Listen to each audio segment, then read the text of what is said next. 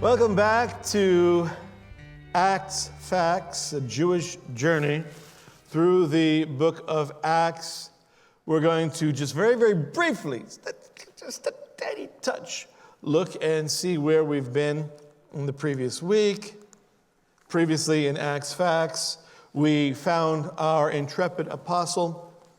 We found Paul in Athens.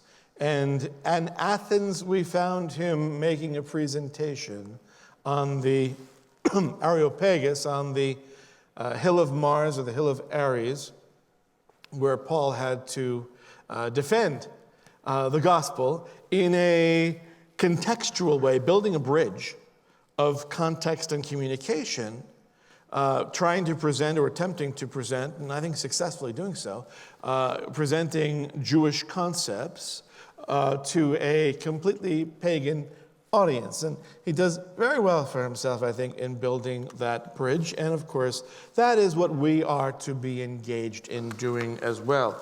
Building bridges in a culture that is becoming less and less familiar with biblical concepts and truths.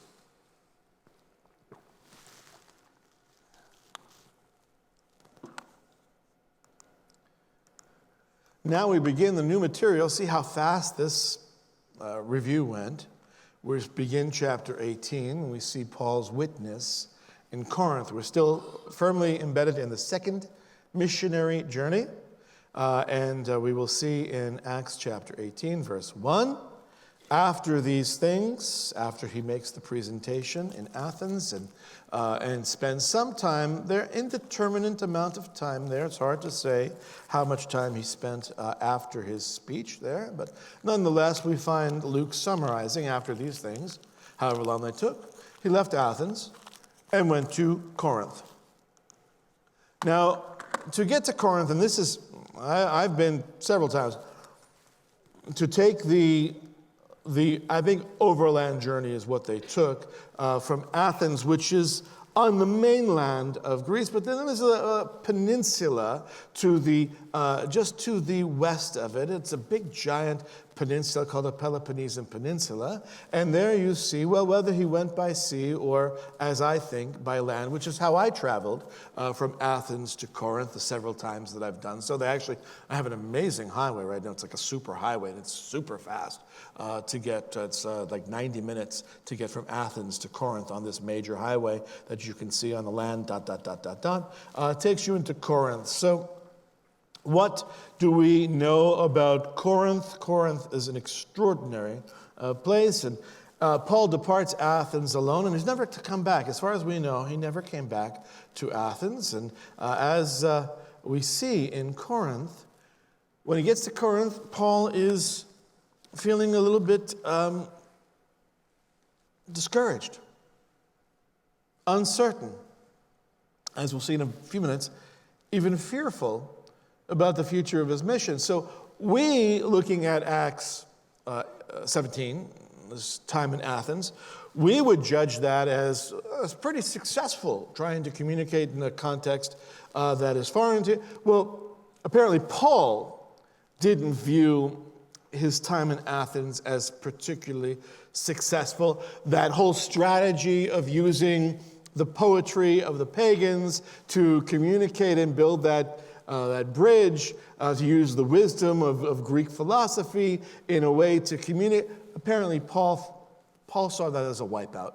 Paul saw that as something that really didn't have the punch that he was anticipating. And that's why he writes, when he writes to the Corinthians later on, he says, "When I came to you, brethren," which is describing this period when he's arriving in Corinth, "I did not come with superiority of speech or of wisdom, proclaim to you the testimony of God. For I determined to know nothing among you except Jesus Christ, Yeshua HaMashiach, and him crucified."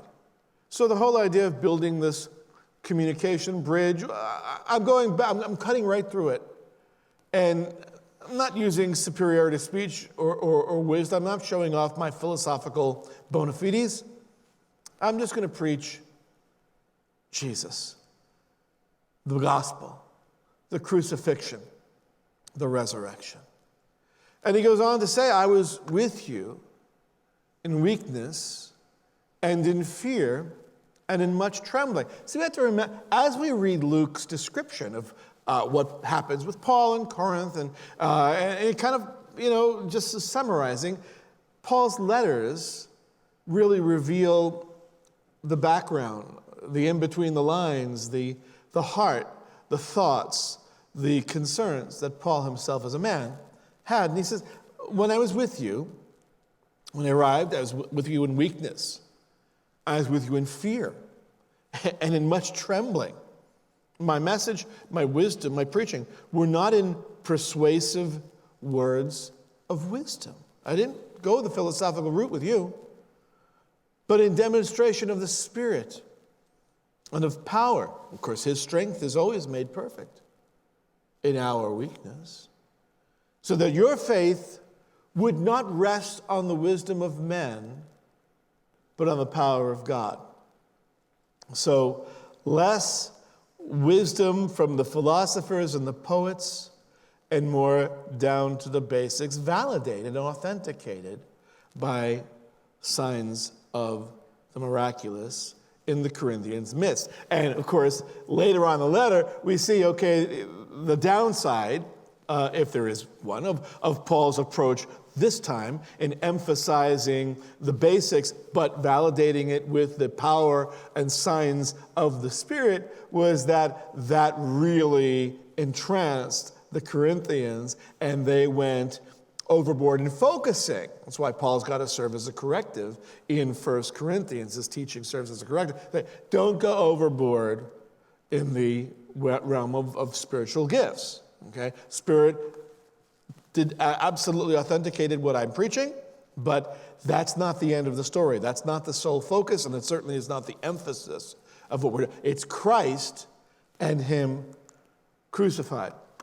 Now, this time in Corinth was a strategic evangelistic opportunity that was not to be missed, because beginning in just a few weeks from when Paul arrived in Corinth, and timing is everything, this is the spring of 51 AD, the popular, the wildly raucous biennial Isthmian Games. It's on the isthmus, this connecting bridge between the mainland and the Peloponnesian Peninsula. So it's called the Isthmian Games.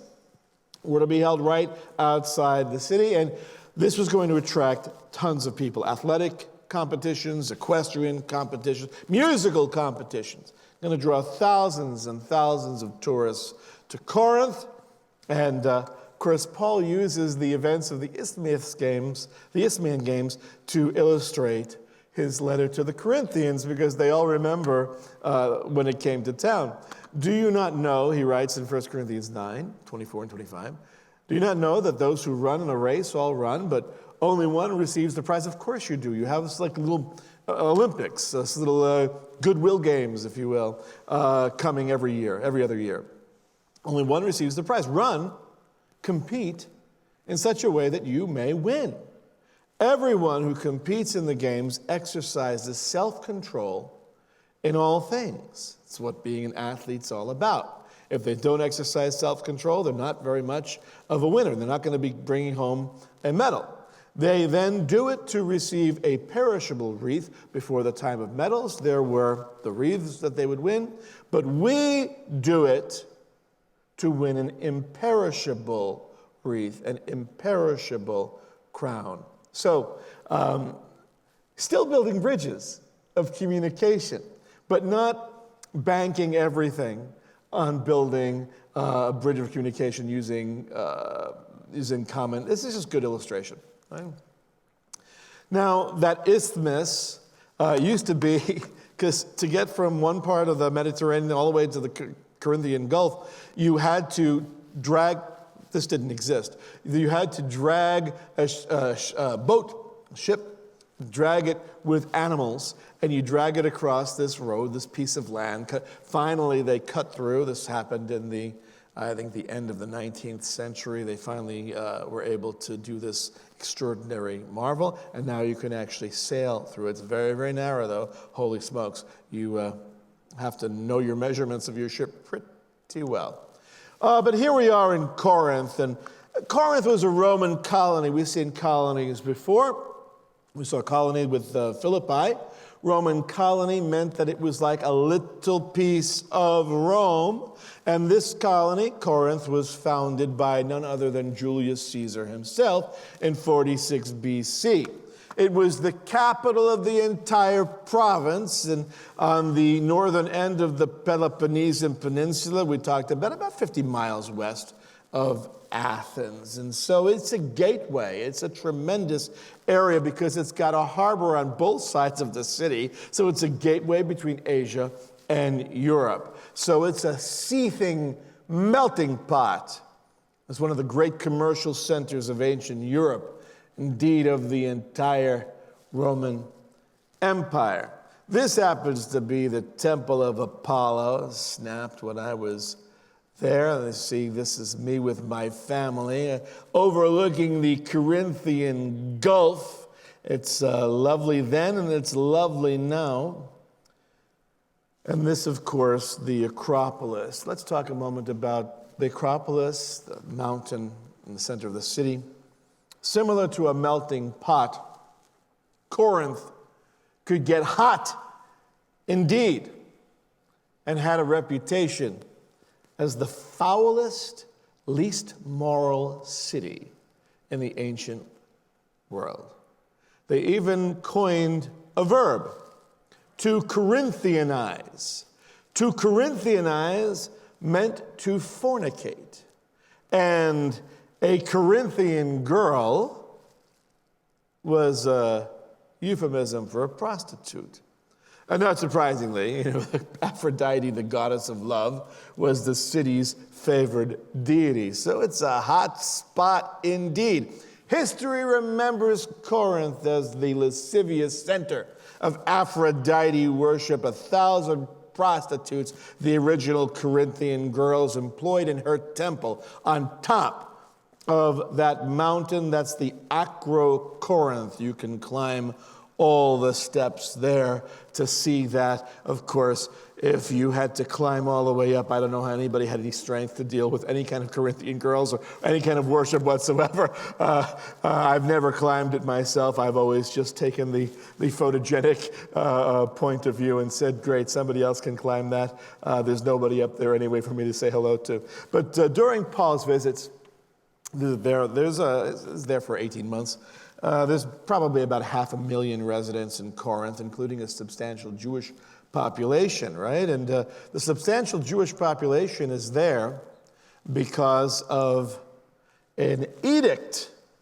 The Emperor Claudius expelled the Jews from Rome some months earlier. So Paul found a Jew named Aquila, a native of Pontus, that's in Asia Minor, Bithynia, having recently come from Italy with his wife Priscilla, because Claudius had commanded all the Jews to leave Rome. This happens in 49 or so AD. This is the Emperor Claudius. Some of you may remember I, Claudius, on PBS. This is him as well, proving that, unlike this, he definitely did have a nose. But since as Suetonius told us, since the Jews constantly made disturbances at the instigation of Chrestus, we believe that is a corruption of Christ, a misunderstanding of who this instigator was. What was the big deal, Christ? Claudius expelled them from Rome because, as often is the case when the gospel is preached among the Jewish people, there is an explosion on the one hand of belief, but an explosion of animosity and a negative activity, and Claudius has no patience for this, and so he expels all the Jews from Rome. Again, not being able to tell the difference between Christian Jews and non-Christian Jews, just expel them all from Rome. Not permanently, but for a time. So they find themselves, Aquila and Priscilla find them there. So utterly alone in a new city, this is actually pretty great because Paul finds one job and two friends, Priscilla and Aquila, Mr. and Mrs. Aquila. Priscilla and Aquila, they show up elsewhere in Paul's letters, four or five mentions in the New Testament, pretty exciting, but we're introduced to them here. And because Paul, he was of the same trade, he stayed with them. He lived with Priscilla and Aquila, this couple, as they were working, for by trade, they were tent makers. They were tent makers. It's a matter of debate still as to whether the trade of tent making meant that they worked with textiles or goat skin. I, of course, am certain that it meant that they worked with rich Corinthian leather because they are in Corinth, of course. By the way, rich Corinthian leather actually was made in Newark, New Jersey, but they needed something exciting for Cardinal Montalban to be able to say that sounded really great, and so it did. We all remember it 30, 40 years later. All right, well, this is the main street. This is the Agora, and on either side of the street there were places where the trades would ply their wares. These were the little shops. This is the shopping mall, the open air shopping mall of the day. The shops aren't there, but the footprints still are on either side. You can see there are divisions in there, and you can look down at some of the storefronts were also, because they would do the selling, they would do the commerce on the bottom floor, and there was a second floor where they would live. And so you could see, lived above the shop, right? And so you see some of the beautiful mosaic floors that existed in those days. This was quite an extraordinary city. Oh, since Paul had found hospitality and an opportunity to make a little coin, working together in his common profession with Priscilla and Aquila, Paul could get down to the job of witnessing to the Jewish people. He gave priority of witness to the Jewish people, as he always did wherever he was. And he was reasoning in the synagogue every Sabbath and trying to persuade Jews and Greeks, because there were both Jews and Greeks. They were God-fearers. They were curious Gentiles. They were curious Corinthians in the synagogue trying to learn about the God of Israel as well. In fact, here we have, this is actually a stone that we have with a carving with an inscription, and part of it is cut off, but it would say synagogue, and then you see on the very far end, you see it says Heb, and that's not H-E-B like the grocery store. They didn't have it back then, but it's the Synagogue of the Hebrews. That also is cut off. So the beginning of synagogue cut off, the end of the Hebrews is cut off. But nonetheless, this is an inscription stone, the Synagogue of the Hebrews, that dates back from the time of Paul. This is from the Synagogue of Paul. It's very exciting. And we also have in the Corinth Museum, we have these beautiful carvings on the stone of menorahs. This actually comes from the synagogue that came later, after the time of Paul. And so this was a later synagogue, but probably on the same location. Anyway, this was discovered in the excavation as well, indicating, again, a very strong Jewish presence in this city. And Paul, of course, went to the Jewish people because that was his priority. I'm not ashamed of the gospel. It's the power of God for salvation to everyone who believes, to the Jew first with priority, and also to the Greek, to the Jew first and also to the Greek.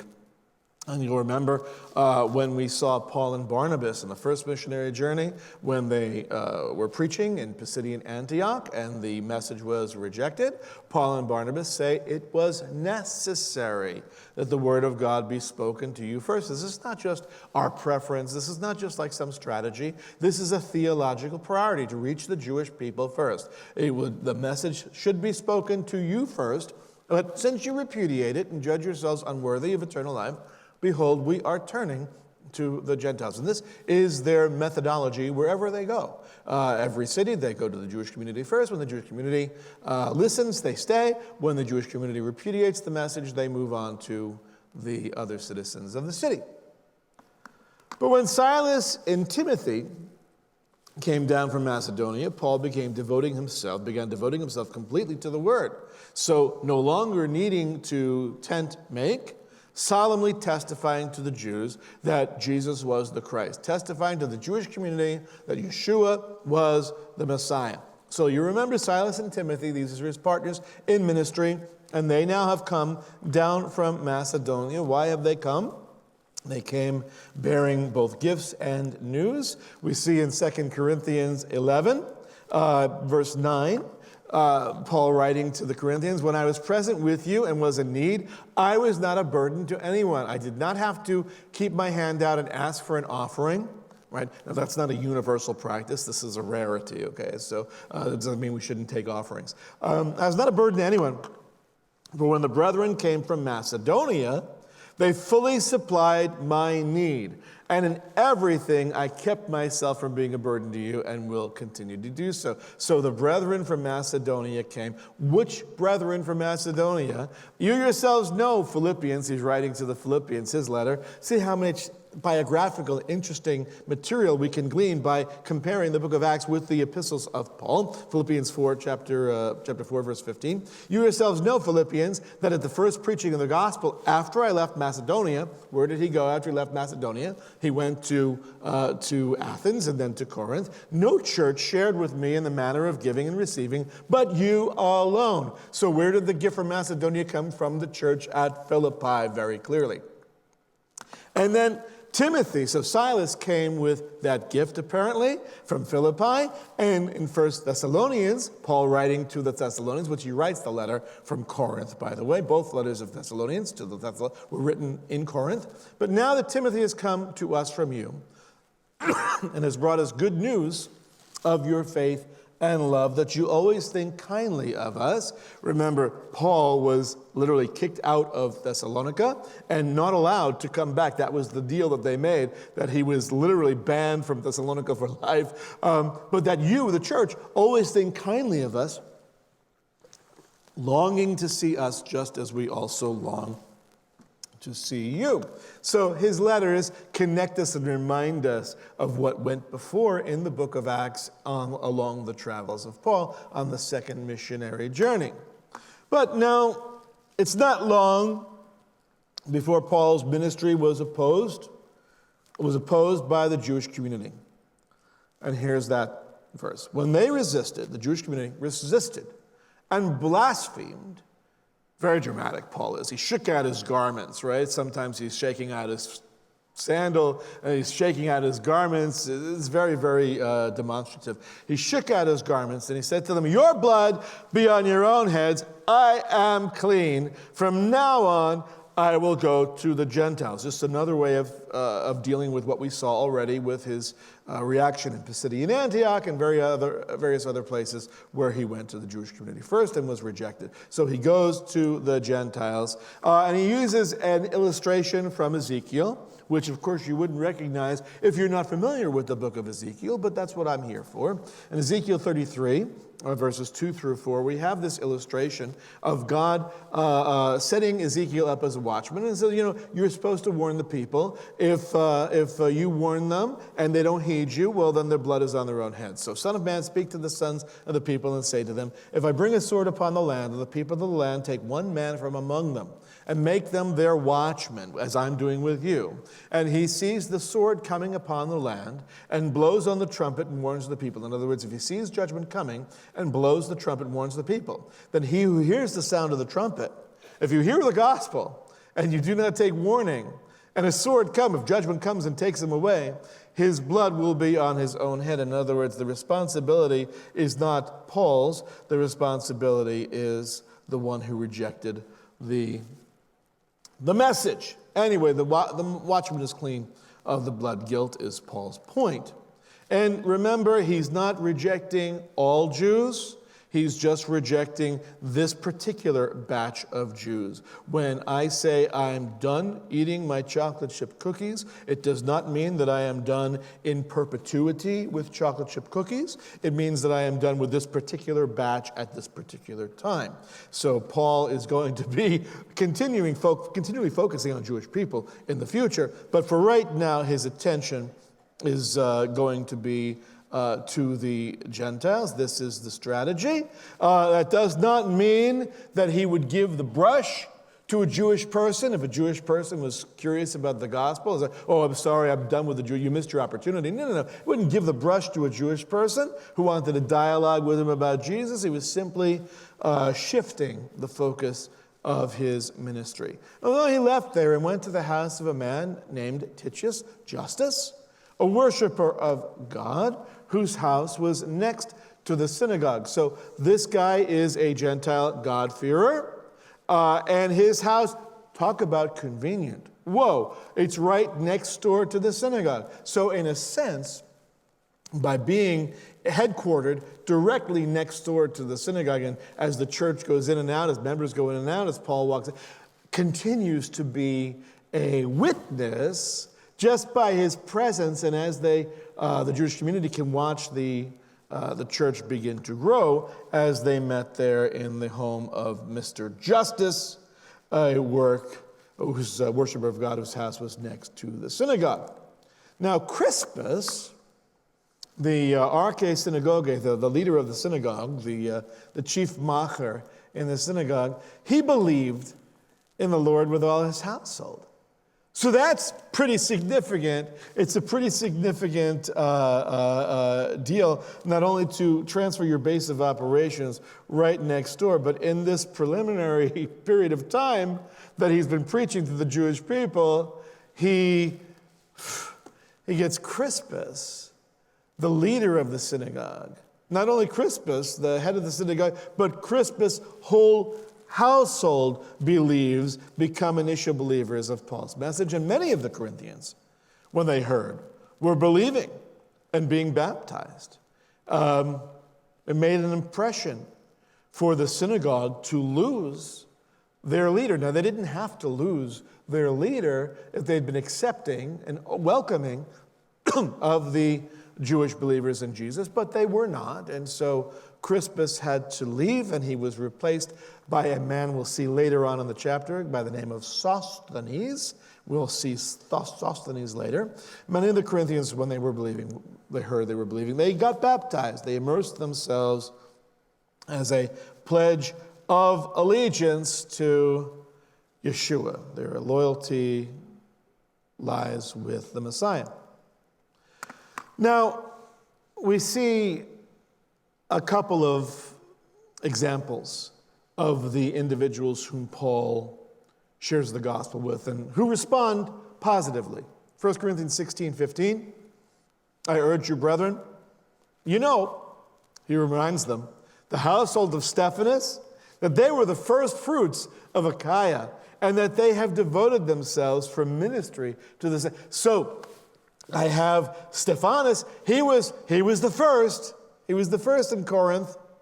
And then he later on said, we're in 1 Corinthians 1, I thank God that I baptized none of you except Crispus.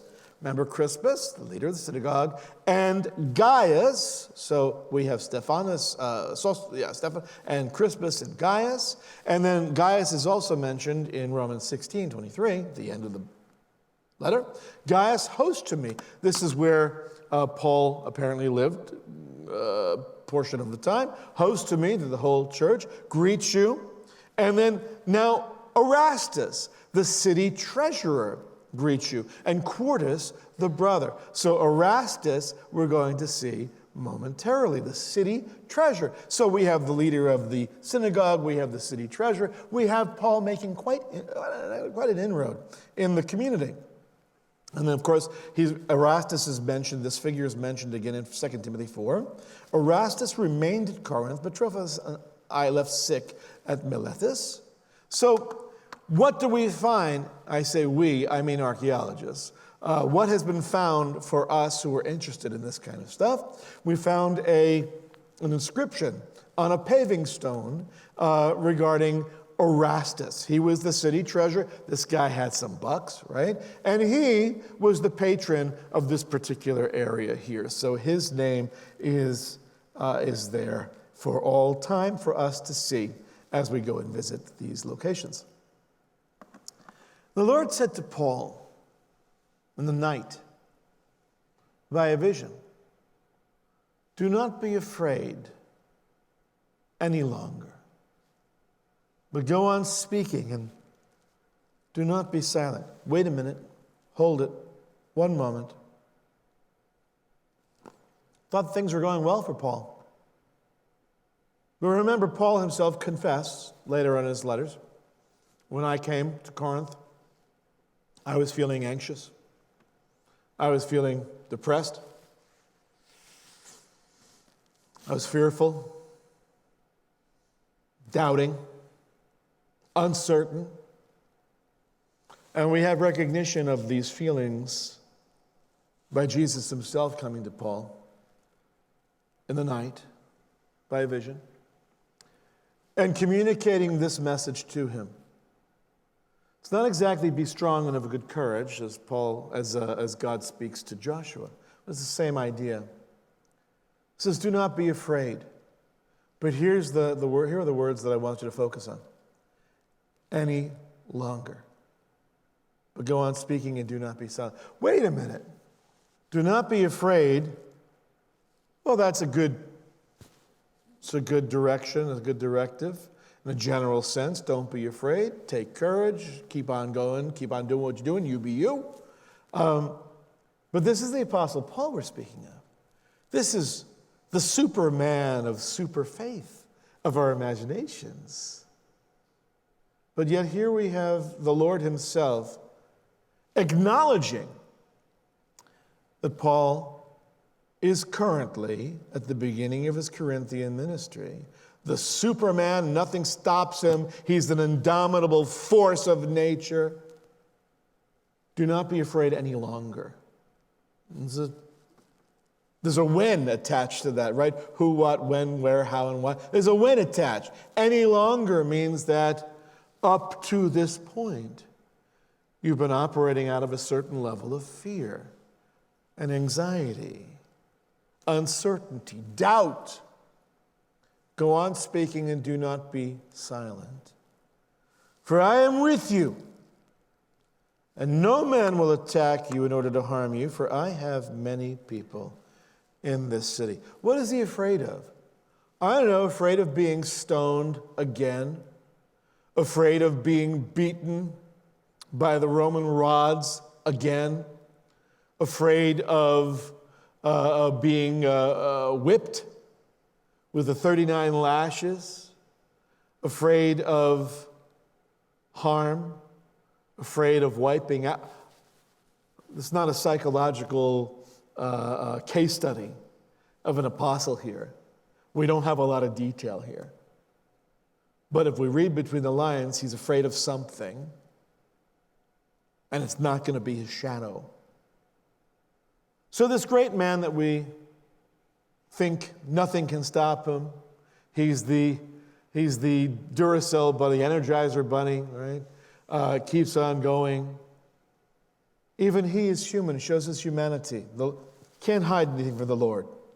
Luke can brush away a few human foibles and not choose to dwell on them as a biographer, but the Lord always cuts to the heart of it.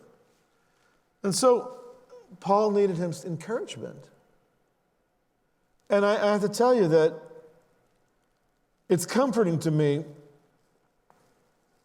that if Paul himself needed encouragement, then it's okay if I have the need for encouragement.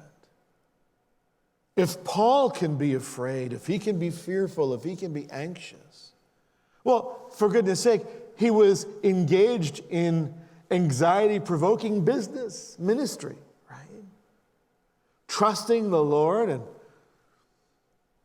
bringing the gospel to a new area, knowing full well that a large amount of Jews and Gentiles are going to reject it, laugh at it, scoff at it, maybe get physical with it. And so God says, do not fear. We live in a time of uncertainty. And many of us, in our heart of hearts, I mean, we have a certain level of braggadocio in Texas and swagger, right? We swagger in Texas, some more than others. But let's be honest with one another. The events of our times, the great changes in culture and in society that are swirling around us, push us to feelings of uncertainty. And as we discussed earlier with the Jewish people at Sinai, uncertainty leads to fear, anxiety. Fear and anxiety can lead to sin and doubt and frustration and trying to take matters into our own hands. And here we have a great reminder that no matter the uncertainty of the culture, no matter the uncertainty of our own circumstances, and we all have uncertain issues, whether we're talking about politics and we get tied up in knots, whether we're worried about what the media is attempting to get us worried about, trying to push buttons, and fairly successfully, I would say, and turning us against one another, and helping us to focus and pushing us, psychological warfare, psyops, to push us against one another, and to continually live in a position of elevated cortisol and fear and anxiety. Look over here so you don't notice what's happening behind the scenes over here. Right? Our God sees the whole picture. And based upon just this particular passage, and there are others as well, but time fails us, we can be reminded that God's word tells us not to fear, to trust in him. In this instance with Paul, the reason that he could trust in the Lord was not only that he was the Lord, but hey, man, I won't let anyone harm you. In fact, I have a lot of people in this city you don't know about yet. But I have a lot of people who are going to be super receptive to the gospel. So just hold on, be patient. I have a lot of people that are mine here. There are things happening that God knows about that we are not yet aware of, right? So we don't need to fear. We don't need to be afraid because God is with us. Well, why don't we stop the message right now and move into our time of communion?